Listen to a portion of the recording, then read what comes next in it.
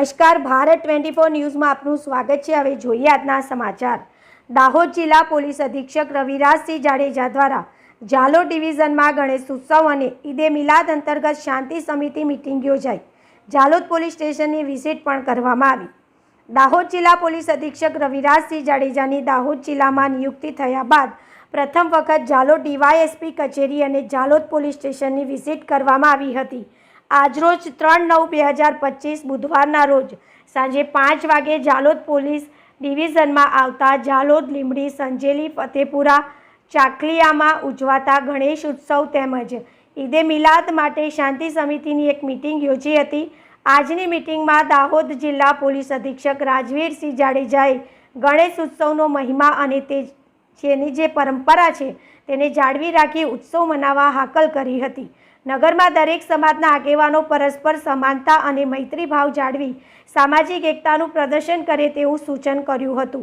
નગરમાં આવનારા ઈદે મિલાદ અને ગણેશ વિસર્જનમાં કોઈપણ અસામાજિક તત્વો તંગદિલી ઊભી ન કરે તેમજ કોઈપણ માદક દ્રવ્યોનું સેવન કરી શોભાયાત્રામાં ન જોડાય।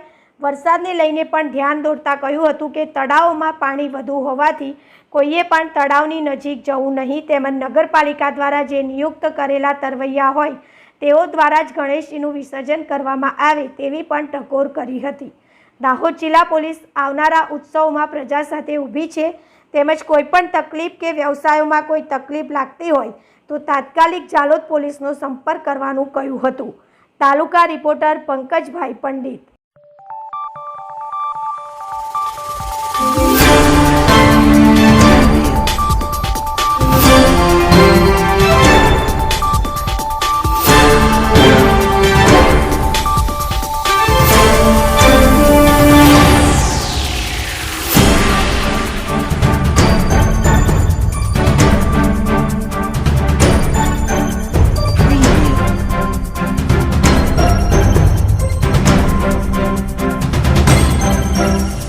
રોજ ઈદે મિલાદ અને 6/9ના રોજ ગણપતિ વિસર્જનના તહેવાર છે।